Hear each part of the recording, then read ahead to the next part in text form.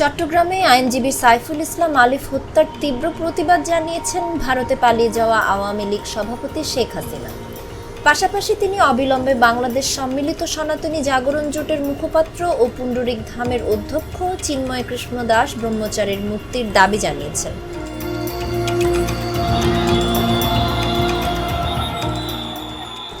বৃহস্পতিবার আওয়ামী লীগের verified Facebook পেজে প্রকাশিত এক বিবৃতিতে এই দাবি জানান শেখ হাসিনা। অ্যাডভোকেট সাইফুল ইসলাম আলিফের নাম উল্লেখ না করে বিবৃতিতে শেখ হাসিনা বলেন, চট্টগ্রামে একজন আইনজীবীকে হত্যা করা হয়েছে। এ হত্যার তীব্র নিন্দা জানাচ্ছি। এই হত্যাকাণ্ডের সঙ্গে যারা জড়িত তাদের খুঁজে বের করে দ্রুত শাস্তি দিতে হবে। এই ঘটনার মধ্য দিয়ে চরমভাবে মানবাধিকার লঙ্ঘিত হয়েছে। একজন আইনজীবী তার পেশাগত দায়িত্ব পালন করতে গিয়েছিল, আর তাকে এভাবে যারা পিটিয়ে হত্যা করেছে তারা সন্ত্রাসী। তারা যেই হোক না কেন, শাস্তি তাদের পেতেই হবে। অন্তর্বর্তী সরকারের প্রধান উপদেষ্টা অধ্যাপক ডক্টর মোহাম্মদ ইউনূসকে অসাংবিধানিকভাবে ক্ষমতা দখলকারী বলে উল্লেখ করেন ছাত্র জনতার গণ অভ্যুত্থানে ক্ষমতাচ্যুত সাবেক প্রধানমন্ত্রী শেখ হাসিনা।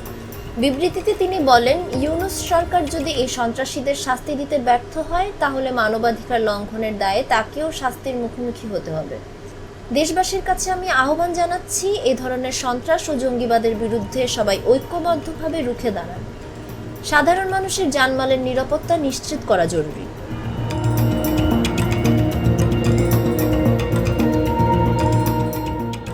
বর্তমান ক্ষমতা দখলকারীরা সর্বক্ষেত্রেই ব্যর্থতার পরিচয় দিয়ে চলেছে দাবি করে শেখ হাসিনা বলেন, নিত্য প্রয়োজনীয় দ্রব্যমূল্য নিয়ন্ত্রণ করতে ব্যর্থ, মানুষের জীবনের নিরাপত্তা দিতেও ব্যর্থ। সাধারণ মানুষের ওপর প্রত্যক্ষ ও পরোক্ষভাবে এসব নির্যাতনের তীব্র নিন্দা জানাই।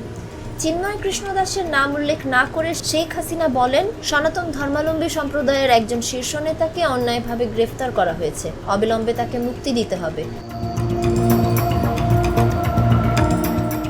চট্টগ্রামে মন্দির পুড়িয়ে দেওয়া হয়েছে। ইতোপূর্বে মসজিদ, মাজার, গির্জা, মঠ ও আহমদিয়া সম্প্রদায়ের ঘরবাড়ি আক্রমণ করে ভাঙচুর ও লুটপাট করে আগুনে পুড়িয়ে দেওয়া হয়েছে। সব সম্প্রদায়ের মানুষের ধর্মীয় স্বাধীনতা ও জানমালের নিরাপত্তা নিশ্চিত করতে হবে।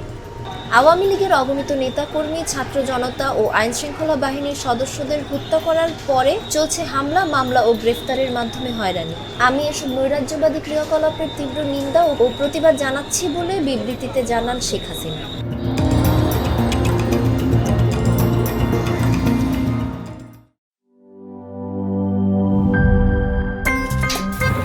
আমার একটা স্মার্ট সিদ্ধান্তে 25% গ্যাসের খরচ কমেছে। ভাবছেন কিভাবে? সাধারণ গ্যাস স্টোভ বদলে আমি এনেছি আরএফএল গ্যাস স্টোভ। এর সাইন্টিফিক নজল ও ব্রাস বার্নার ক্যাপ সমানভাবে তাপ ছড়িয়ে রান্না করে দ্রুত।